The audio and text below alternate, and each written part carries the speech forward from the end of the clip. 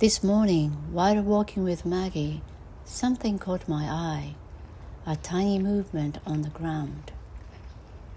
It was a baby bird that had fallen from its nest. My first instinct was to look up into the tree for a nest or its parents, but I couldn't find either.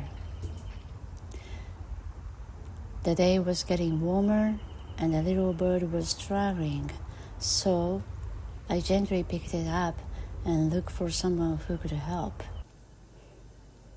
The second person I met happened to be a biologist.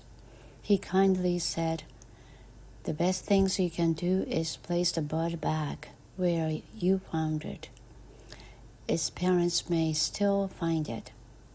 So I returned the little bird to the base of the tree and tucked it safely under some cover. Then I prayed, "May your mama find you." Just before I walked away, I looked up into the tree one last time.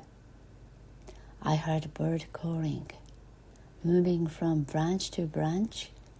Maybe it was a mother. I hope they found each other.